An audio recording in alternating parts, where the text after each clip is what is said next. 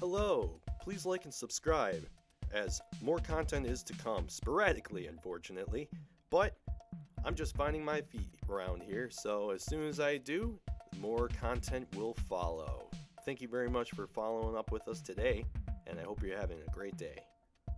Also, if you're into comics, please check out my friends and I at the Comics Cabinet. There you'll find a growing platform of writers and comic book appreciators discussing topics, themes, and tropes of comic books and relating them all to real-world events. If you want a deep dive and a quick fun read, follow us on Medium under the Comics Cabinet. Also, if you're a collector like us, the Comics Cabinet is growing its knowledge and love for over our comics almost every day. Follow us on Facebook and Instagram to see what fun finds we have in our growing collection. Link is in the description below. Antman and the Wasp. Can't forget the Wasp. Quantumania. Directed by Peyton Reed and screenplay was by Jeff Loveness. Now, this opened up about a week ago or so, and I'm a little late to the party, but I just caught it Sunday, and I honestly had a great time with my friend. We had a blast watching it. It was exactly what we thought, and in my opinion, it was the best Ant-Man movie to come out, if anyone cares about that fact. But I seem to be a part of a minority of Ant-Man fans, and I'm not ashamed about it. I love Ant-Man.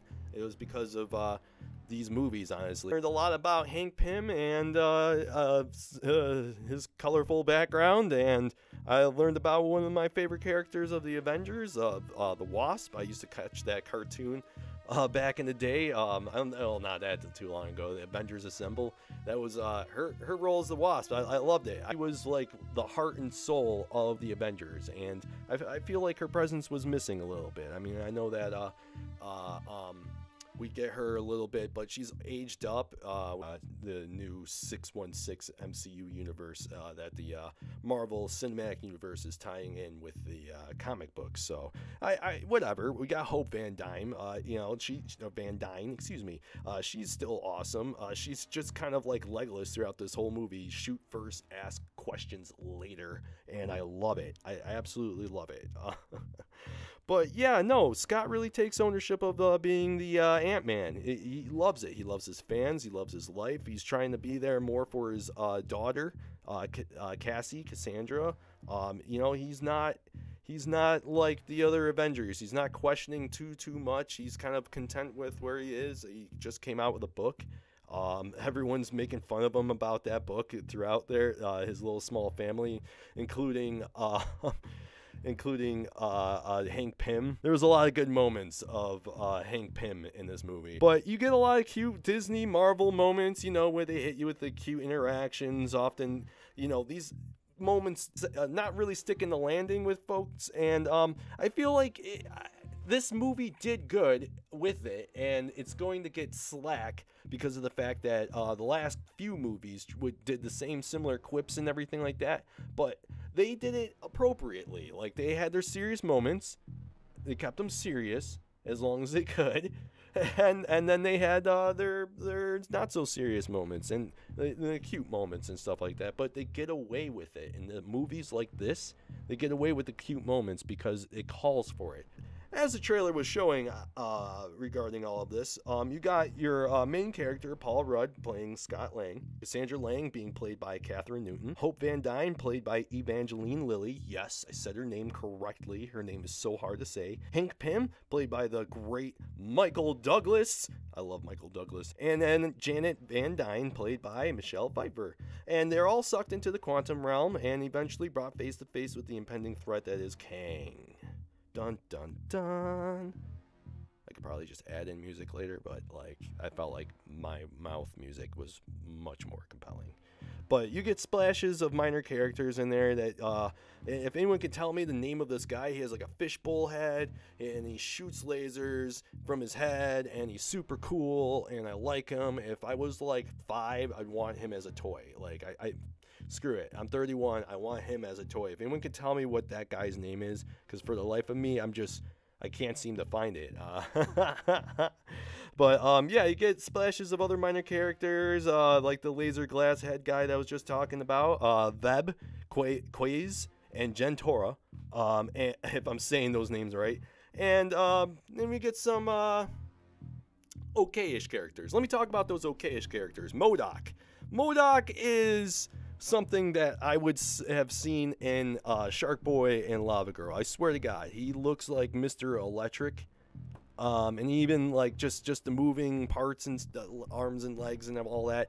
I just lost the fear. Like I'm supposed to be like scared of this guy, right? He's a mechanized organism designed only for killing, and I was laughing the whole damn time. Like I just couldn't get over his face. Like, and I'm not ruining who he is, but I'm just telling you that a B-rated movie could have done well with this character. And of course we have Bill Murray, whom is in there for, honestly, don't even get your hopes up. He's in there for probably like 5 minutes, and he's like an okay character, I guess. He does his Bill Murray-ness, and there's no denying that people, Bill Murray has his fans. I'm a fan of Bill Murray to a point.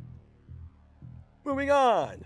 So, but you find out that characters that didn't really get much screen time, like Janet Van Dyne, I keep bringing her up because the original Wasp, whom is one of my personal favorites that I keep saying, wasn't just hanging out for 30 years in the quantum realm. In fact, you learn that she has a bigger role in the story as a whole. Like, what the heck, Mom? You can't even talk about that? You come back home and you don't even talk about where the heck you've been for 30 years and stuff? There's a lot she needs to talk about, and she's got a lot to talk to about with Hank. I mean, maybe not, because if Hank is the same Hank that I know, and that Hank isn't a very good Hank. Let me just say that right now. He is not a very good Hank. So, we got all of them. They all have to go get back together after you get separated, and they have to face King the Conqueror. I gotta specify here because, like, there is a reason why I say King the Conqueror, not just Kang, because there is indeed multiple Kings, and you'll find out that there's variants that are lurking in basically every universe timeline, and the threat of them is all growing and everything. I mean, we basically knew that from the Loki series already, so I'm not giving too much away there. But yeah, like, it's coming, and it's getting worse, and the Avengers better assemble. Let's talk about Jonathan Majors for a moment, aka the villain of the new decade. My man is coming in hot. And by that, I mean he is both Kang and the opponent to Adonis Creed in the upcoming third Creed movie. It's going to be incredible. Need I say how great he is? I mean, I'm gonna, but I just want to ask, need I say that? Because John Majors, can I call him John? Well, Jonathan Majors is Kang. Ruthless, cunning, deceitful, and goddamn good to watch. He is like a bowl of Frosted Flakes, but like violent and wants to rule you. Like, from the moment they got into the quantum realm, like in the trailers, Janet was ready to go home. Like, not playing around. She wants to take her happy self way back home, as she hasn't even told anyone who Kang is. And Janet proves to be a worthy bad mother effer along the way with her shoot first, ask question later daughter, Hope Jean-Claude Van Dyne. I mean, Hope Van Dyne, excuse me, always get that wrong. In all the movies and the Avengers, she was ready to fight, but Kang is not one to charge with bee stings blazing, as Janet warns her and Hank about. Kang in purple and green, and just making the blue in the face make all the sense in the world. I was one above all for what J. Majors had cooking for us. Oh my gosh, guys. You ask yourself, what in the world is Ant-Man doing here? Like, seriously. You're seriously. You even asked, like, in the movie a couple of times, like, you know what, like, this guy is literally an ant, man, against a conqueror. Like, I'm not sitting there being lame. Like, seriously, though. He's going against the guy who's fighting Creed, and it's Paul Rudd. Your buddy Paul Rudd is going against the mean mugger. Like, that guy who's just, like, you could feel him mean mugging you from behind your back, man. He just, like, you feel the heat. It's like, oh gosh, he's right behind me, ain't he? All right, I'll be good. We're all good if I just hold still, right? That's not how this works. Okay, what is he doing facing off Kang? But hey, you know what? Good buddy Paul Rudd, man, he is throwing hands and risking it all, knowing he isn't enough. Hell yeah, man. That's that superhero stuff that I love. I don't know about you guys. Family forever. That's what one great family patriarch said. Not just one movie, but I think they're on 10. I think they're on 10 Fast movies now. I just saw the new trailer. They literally got every tough guy in Hollywood now, right? Like, that's it now. Like, Jason Statham, like, they're all in it. They're all in it except for The Rock. The Rock is doing something else. He's, trying to figure out Black Adam again or something. You really don't see a villain that is just unanimously overpowered. Like, he is screwed. He is screwed. But you'll have to go and find out. You have to find out all of that and everything. As for the rest of the flick, pretty run-of-the-mill after that. You got your fights, your 2 moments of drama, very visual third act. It was all chaos and for a bit, and had a moment kind of jumping around. It all crashes together, like I said earlier, for the last showdown, and it was fun to see. It was pretty darn to the wire, honestly, with how close the tides could have changed against the Ant-Man and his ant family, or his ant hive, ant hill, his ant hill. Yeah. Now, one thing I like about these Ant-Man movies is moves the universe forward a bit. Like the last one, it really was like the beginning of the Endgame movie.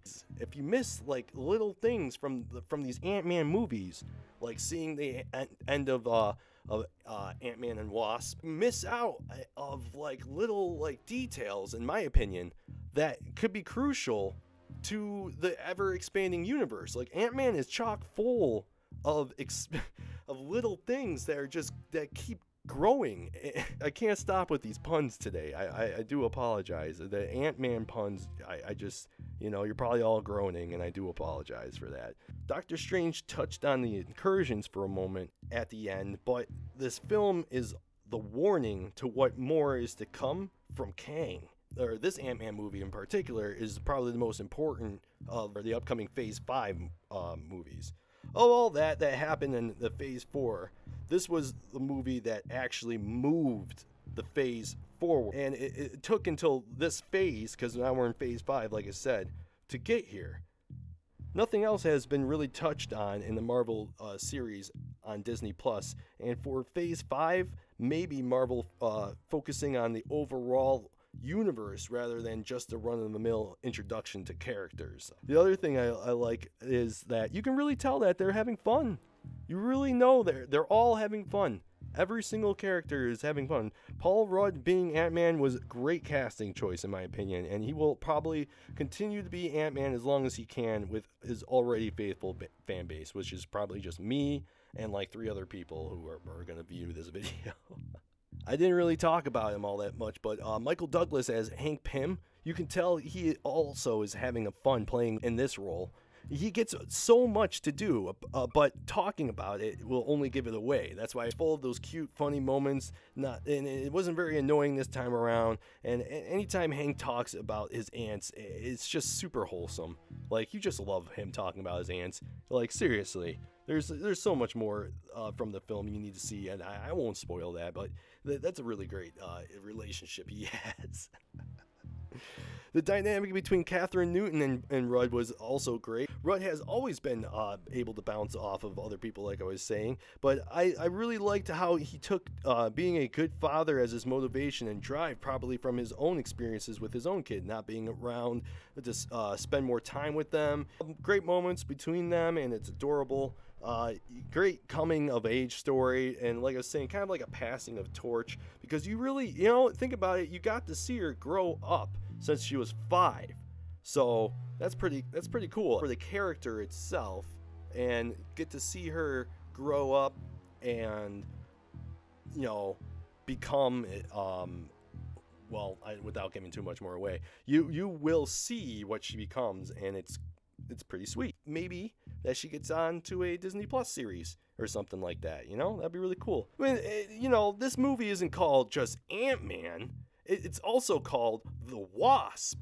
And I'm sitting here talking about Paul Rudd the whole time, and it would be a disservice to Hope Van Dyne and Evangeline Lilly, whom I just got her name right as I suck at saying names. I seriously, if I didn't mention the brute of the family, seriously, she's the muscle and the badass of the family. If she wasn't here, there'd be no Antman several times over. But she doesn't have so many lines because she is always jumping into action and figuring crap out while beating the crap out of people. It's awesome. This is Marvel's actual Batman in B form. Take a moment with me and talk about, she's rich, she has inventive parents, or like, you know, like they're like, you know, thing, one of them died, she becomes vengeful, starts taking up crime fighting. I don't know. The similarities are there. She is very Batman. I can't help but think of how aggressive she is, and I love it. Like, she's just in everyone's face. And then there's moments I was like, oh, okay, Hope, that nice name of an elderly lady that I once knew, as she's out there being the muscles without the padding, like, she's just, oh, get some. Anytime Ant-Man is getting worked on by the bad guy, he's lucky to have the Wasp on his side. Okay, that's enough of me talking about how I feel about the crew. Overall, I had a lot of fun. Would Martin Scorsese say this movie was an amusement park? No. But you know what? We didn't come here for anything but a ride. And it was a fun big screen adventure that I understood why you'd probably want to watch on Disney+. But you know what? You'll find out that it probably is better on a bigger format. I would recommend going to see it in theaters. Besides having some, it's all big visuals for the most part. You got a lot of big scenes in there. Some Spy Kids level circa 2004 or 5, whenever that came out. But yeah, MODOK got shafted in design, but he is a tragic design to begin with. So besides that, and the fact that I still don't know how time actually moves in this now, like, because they were in and out of the quantum realm, but maybe that at the end of maybe that's a end game question. You know, I don't understand how time moves now in the quantum realm because of this movie. If it was like 30 years time, and then you know that it passed, and Scott was gone for like 45 minutes or something like that, a couple of hours. How long were they in there during the trip in the quantum? Like in the quantum realm, how long were they in there for? Were they a few days, few minutes? Like, was it just like, oh guys, we're only gone for a couple of minutes? Like, you know, like one of those like weird scenarios. Like, that does happen, but like if it's one of those things, like, wouldn't Janet be a being that lived longer than everyone else due to like time moving differently? What is time?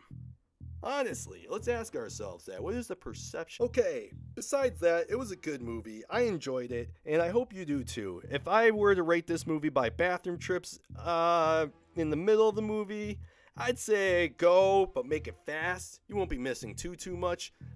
Make sure it's in the middle of the movie, though. You know what I mean? Like, get right in the pancaked in there and everything. Go pee, run back out, know your exits. That's all I can really say. This isn't a pee your pants movie. This isn't the Batman. This is like, oh, you know, you'll be good if you ran out, you went pee for a second. But yeah, thanks for watching or listening. Leave a like and be sure to check out other videos in the future that I will sporadically produce. And if you like comics, follow the Comics Cabinet on Facebook, Instagram, and all those links will be in the description below. Thank you. I hope you have a good rest of your night.